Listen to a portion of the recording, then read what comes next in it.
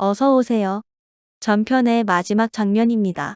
이번에는 한 번의 교환 끝에 단이 7개, 10개, 13개라는 수를 남겼다. 아무른 망설임 없이 7개에서 4개를 빼 3개를 남겼다. 이제 3개, 10개, 13개로 즉 3 더하기 10은 13이다. 또 올가미에 걸려든 걸까? 단은 잠시 생각 후 13개에서 4개를 집어냈다. 이제 남은 수는 3개, 9개, 10개로 다는 직감으로 자신이 큰 올가미를 만들었다고 생각했다. 이 수는 2개, 8개, 10개의 올가미에서 2와 8의 교환수로 각각 1씩 더한 2 더하기 1, 8 더하기 1, 그리고 10으로 큰 올가미였기 때문이다. 아물은 멈칫하더니 9개에서 2개를 빼냈다. 남은 수는 3개, 7개, 10개이다. 단이 다시 흠칫했으나 주저없이 10을 사로 남겼다. 3개, 4개, 7개, 이 수는 2개, 4개, 6개의 올가미에 2번 교환될 수로 2와 6개의 각 1을 더한 큰 올가미다. 아물의 손이 멈췄다. 단은 여기서 아물이 졌다고 손을 들 줄로 알았다. 그러나 아물은 모르는 체하며 7개에서 하나를 집어내 3개, 4개, 6개를 만들었다. 단은 당연히 3에서 2를 빼내어 2개, 4개, 6개를 만들었다. 이제 승부는 확실히 끝났음에도 아물은 최후의 한 알이 남을 때까지 계속하였다. 아물은 단이 진실로 이 숫자 놀이의 알고리즘을 정확히 알고 있는지 확인하는 것 같았다. 아물이 남긴 수 2개, 4개, 5개, 단이 남긴 수 1개, 4개, 5개, 아물이 남긴 수 1개, 3개, 5개, 단이 남긴 수 1개, 3개, 2개, 아물이 남긴 수 1개, 3개, 1개, 단이 남긴 수 1개, 1개, 1개, 아물이 남긴 수 1개, 1개, 0, 단이 남긴 수 1개, 0, 0. 형, 축하해. 형은 너무 웅숭 깊은 사람이야. 비꼬는 뜻으로 말한 건 아니겠지? 단이 대묻자 아물은 눈을 내리깔고 무겁게 말했다. 아니야. 형은 진짜 신마냥 웅숭 깊어. 존경해. 칭찬은 고마웠다. 단은 뜻밖의 굳은 목소리로 말을 이었다. 하지만 너는 날 너무 실망하게 했어. 이따위 잔재주의 신의 이름을 붙이다니. 내가 신성 모독죄를 짓고 추방당했다는 소문이 틀림없는 사실이었구나. 형, 나는 아직도 신이 나와 함께한다고 믿고 있어. 그게 잘못이야? 아물이 정색으로 되받아 소리쳤다. 믿음이 잘못된 것은 아니지. 하지만 너는 잔재주의 신을 빙자했어. 그건 신성 모독이야. 나는 지금 화가 치밀어 당장 널 마구 패고 싶다. 하지만 내 동생이니만큼 주먹 한 방으로 너를 용서하겠다. 단은 그렇게 말하고 아물의 명치에 주먹을 날렸다. 아물은 가슴을 쥐어잡고 비틀거리다가 벽에 부딪혀 그만 쓰러졌다. 너는 너 자신이 특별해서 신이 너에게만 함께한다는 망상이 있어. 그건 바로 내가 오지장군과 같은 괴물이 되어가고 있다는 증거다. 너는 장래에 많은 사람을 이끌고 나갈 지도자가 되어야 할 사람이다. 지도자 중에는 슬프게도 그런 생각을 하는 괴물이 꽤 많다. 내가 그리 될지도 모른다는 생각을 하니 더욱 슬퍼진다. 그렇게 소리치고 단은 밖으로 뛰어나갔다. 세상엔 온통 은빛이 내려앉았다. 찰랑대는 물결 위로, 춤추는 갈대숲의 머리칼 위로 은빛이 잘게 부서지며 춤추고 있다. 을륜이다. 아, 보름달이다.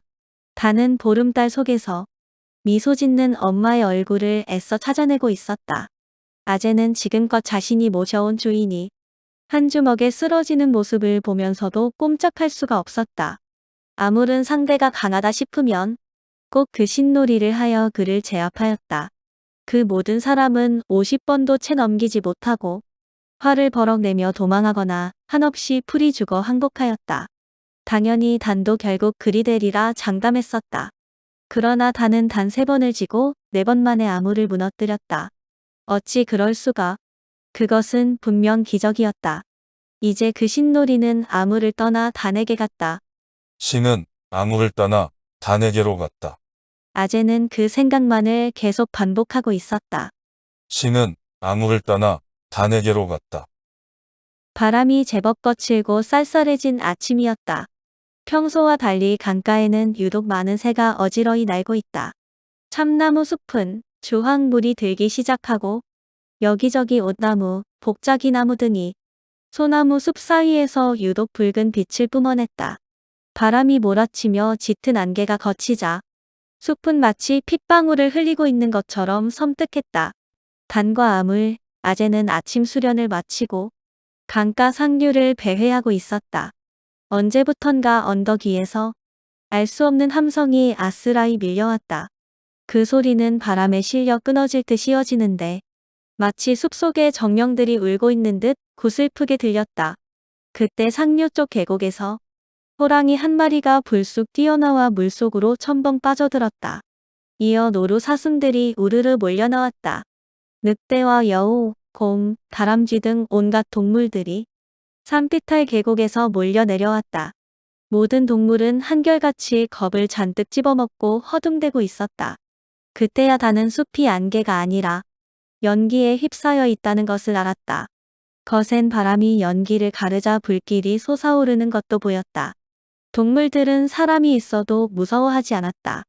단의 발밑까지 달려온 여우는 등과 꼬리가 불에 그슬려 있었다. 특히 꼬리가 심하게 거슬려 마치 엉덩이에 까만 새끼줄이 대롱대롱 매달려 있는 것처럼 보였다. 더욱 안타까운 일은 그 여우가 단의 눈치를 보며 그 새끼줄 같은 꼬리로 상처를 입은 새끼 여우를 자꾸만 감싸려 애쓰는 모습이었다. 아마 그 여우는 불길 속에서 새끼를 구하려다 몸을 태웠으리라. 남은 새끼들은 불에 타 죽었을까? 단은 그 여우의 눈빛에서 예전에 죽어가던 멍멍이를 보았다. 단은 웃옷을 벗어 여우를 덮어주고 서둘러 그곳을 떠났다. 단 일행은 황급히 동굴로 향해 갔다. 다행히 동굴 쪽은 안전했다. 동굴 입구에서 누군가가 서성이고 있었다. 팽노인이었다. 노인은 그들을 발견하고 두 팔을 크게 휘둘렀다. 수없이 많은 만화 군졸이 학원위로 몰려가더니 드디어 전쟁이 터졌구나. 아, 이놈들이 싸움질이나 할 일이지 왜 불을 지르나? 너희들은 이제 여기 남아있으면 위험하다. 여기는 내가 지킬 테니 속히 여기를 떠나거라. 할아버지, 단이 울먹이며 소리쳤다. 내 걱정은 말아라. 나는 어차피 이곳에서 진즉 죽었어야 할 목숨이었다. 개의치 말라. 속히 떠나거라. 침국사는 산불이 났으니 남쪽으로 떠나거라. 학원위로 가든 마하나로 가든 그것은 너희들이 상황에 따라 판단하거라. 할아버지의 불같은 성화에 못 이겨 서둘러 짐을 챙긴 다니와 아달, 아재는 푸른 오리강에서 뗏목을 타고 물길을 따라 무작정 흘러내려갔다. 200리쯤 내려갔을까? 멀리 마하나 강변에 여자가 홀로 나와 앉아 있는 게 보였다. 고기를 잡는 것도 아니고 빨래를 하는 것도 아니었다. 여자는 이쪽 뗏목을 바라보며 울고 있었다. 마치 단이 일행에게 무엇인가 도와달라 하소연하는 것 같았다. 단 일행은 그 여자를 그냥 지나칠 수 없어 뗏목을 강변으로 밀어 올렸다. 여자는 그러는 그들을 계속 지켜보고 있었다. 가까이 보니 여자는 생각보다 앳된 소녀였다. 소녀가 벌떡 일어섰다. 옷은 초라했고 머리는 까치집이었다. 얼굴엔 눈물을 닦아낸 떼국물이 얼룩져 있었다. 16세쯤 되었을까? 소녀가 돌아서 가려 하자 다니 그녀에게 말을 건넸다. 잠깐만요. 낭자는 왜 울고 있어? 소녀는 잠깐 단 일행을 돌아보곤 아무 말 없이 걸어갔다. 단이 일행은 민망하여 어정쩡하게 소녀의 뒤를 따라갔다. 버드나무 숲 사이로 조그마한 민가가 보였다. 민가라기보다는 갈대잎으로 엮은 낮은 지붕이며 곧 쳐져 내릴 듯한 처마가 마치 외양간 같았다. 집안에서 아줌마가 소녀를 보고 뛰어나왔다. 이거사, 어디를 쏘다니냐? 술라군이 너를 데리러 왔다가 그냥 갔단다. 내일 다시 온다고 했으니 꼼짝하지 말고 집에 있어라. 공출미를 낼 수 없으니 어쩌겠냐? 너라도 희생해야지. 그렇게 소리치던 아줌마는 뒤따르는 단의 일행을 보고 깜짝 놀라 집으로 뛰어들어가며 소리쳤다. 아버님, 아버님 좀 나와 보셔요. 곧바로 지팡이를 짚은 노인이 마당을 질러 나왔다. 왜 그러느냐? 또 무슨 일이 일어난 거야? 노인은 단 일행을 보고 보아하니 승나구는 아니고 뭐 하는 사람들인고. 하고 말했다. 단이 공손하게 말을 받았다. 죄송합니다. 지나가다 좀 쉬어가려 들렸습니다. 아, 그래 손님이었구만. 그런데 대접할 만한 게 없는데. 노인이 허둥지둥 주변을 둘러보며 당황해했다. 아닙니다. 잠시 쉬었다 가면 됩니다. 여기 앉아도 되겠습니까? 단이 마당에 깔라놓은 멍석 귀퉁이에 앉으면서 말했다. 그러시구려. 방이 누추해서 안으로 모시지 못해 정말 미안하구먼. 아재와 아딸도 콩을 말리고 있는 멍석 귀퉁이에 각각 나눠 앉았다. 그런데 아까 아주머니께서 공출미가 어쩌고 소녀에게 희생하라는 이야기는 무슨 말입니까? 단은 노인을 쳐다보며 물었다. 아, 모두 전쟁 때문이지. 망나니 같은 오지 장군이 위두가 되더니 젊은 사내를 모조리 잡아가고 또 공출미를 걷어간다네. 그래서 내 아들도 끌려갔지. 그러나 공출미를 낼 방도가 없다고 하니 대신 손녀를 보내라는 거야. 만약 아물 도련님이 위두를 이어받았다면 이런 일은 없었을 텐데. 결국 오늘 승나군이 온다고 하자 진이가 잔뜩 겁을 먹고 어디론가 도망갔던 게야. 그런데 어디서 이렇게 손님들을 몰고 왔네 그려. 그런데 손님들은 전쟁터에 안 가고 이렇게 돌아다녀도 되는감? 16세 이상의 사내는 모두 잡혀갔다는데. 저희는 아직 16세가 되지 않았습니다. 단이 그리 대답하자 그런가? 조숙해 보이는구먼. 그렇지만 저분은 왜인가? 노인이 아재를 쳐다보며 말했다. 그건 그럴 만한 사정이 있답니다. 그건 그렇고 어르신은 이제 어떻게 하려 하십니까? 단은 얼른 말머리를 돌렸다. 어쩌겠는가? 진이를 보내야지. 그래도 살 길은 막막하다네. 아들이 없으니 나무는 누가 하고 오는 겨울을 어떻게 견뎌야 할지. 아, 그렇지. 그대들에게 부탁이 있네. 내 손녀를 그대들이 맡아주게. 술라군에게 끌려가면 온갖 시달림을 받을 텐데 그 꼴을 어찌 보겠는가. 그놈들이 오면 진이는 도망쳐 버리고 없다 할 테니 설마 남은 사람을 죽이기 하겠는가? 노인은 아재를 다시 쳐다보며 사정하듯 말했다. 아재는 단과 아다를 번갈아 쳐다보았다. 모두 묵묵부답이었다.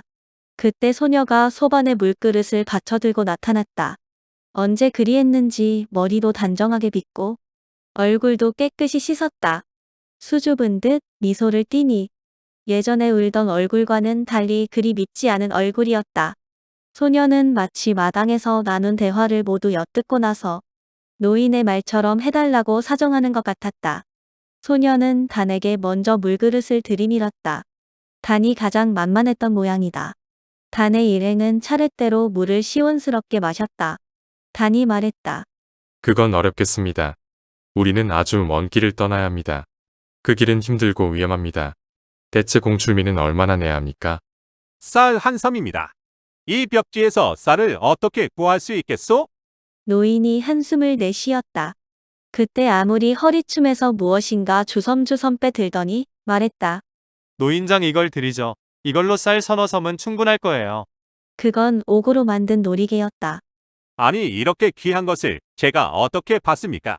당신들은 보통 사람이 아니군요. 저희는 이런 걸 어찌 처분할 수가 없답니다.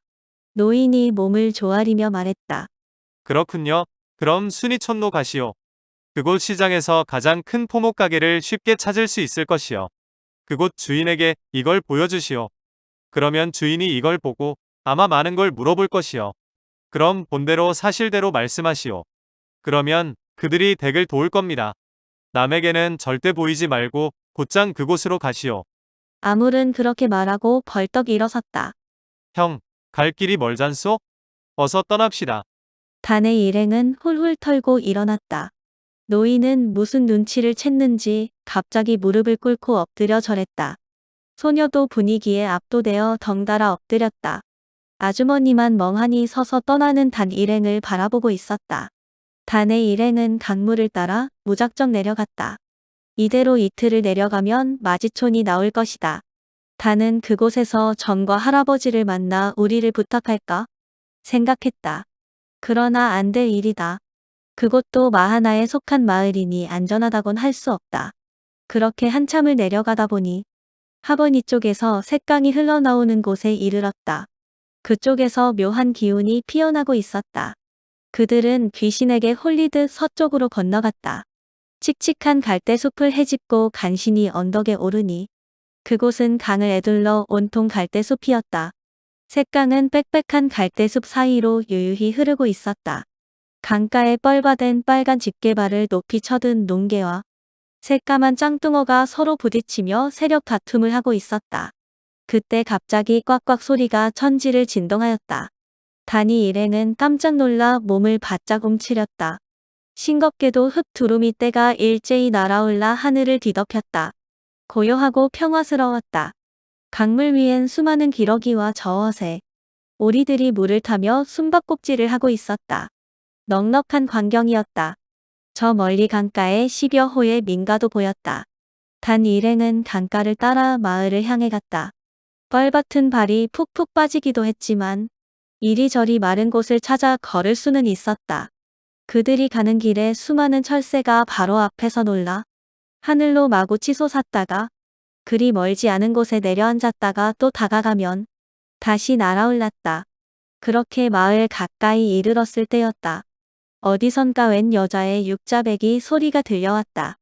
소리는 하늘을 찌르듯이 높이 솟았다가 땅을 누르듯이 가라앉으며 느린 박자로 구성지게 떨려왔다. 가사를 듣지 않아도 그 고슬픈 가락이 가슴을 눌러왔다. 실소, 실력, 모든 게 다 실소. 산도, 강도, 하늘, 바다 다 실소. 아버지, 어머니 왜 날 낳으셨나요? 낭군님 왜 날 찾으셨나요? 아가 내 아가야 어디로 갔니? 진양조장단의 애달픈 곡조는 강물을 타고 일렁이며 점점 가까이 다가왔다. 웃는 건지 우는 건지. 가슴 저미는 창소리는 물결 따라 남실거렸다. 갈대숲을 뚫고 나와 보니 여인 하나가 강가를 거닐고 있다. 그녀의 갑작스러운 웃음소리에 갈잎이 흔들렸다. 하하하하 하하하하 좋소 좋아 모두 다 좋소. 산이 꺼지고 강이 마르고 높은 하늘이 바다에 빠지고 깊은 바다가 하늘에 올랐소. 새야 어디로 날아가니? 하하하 하하하하. 그 여인의 자태는 실로 가관이었다. 머리에는 빨갛고 노란 낙엽을 촘촘하게 꽂고 손에는 붉은 단풍나무 가지를 들고 춤을 추는데 옷은 헤어져 나풀거리니 젖가슴과 배꼽이 보였다간 감춰지고 하얗게 드러난 허벅지 위엔 다 떨어진 집세기가 달랑대는데 발은 맨발로 발딱발딱 땅에서 널뛰고 있다. 아가야 내 아가야 어디에 있니? 새야 높이 나는 새야. 너는 알지 내 아기 찾아주렴. 세상에 가장 예쁜 우리 아가. 새야 내 아기 데려오렴. 여인은 미친 듯 웃다가는 강변에 털썩 주저앉아 통곡한다. 앙앙 으아 앙앙. 여기서 18번째 글의 막을 내립니다. 19번째 글로 다시 모시겠습니다.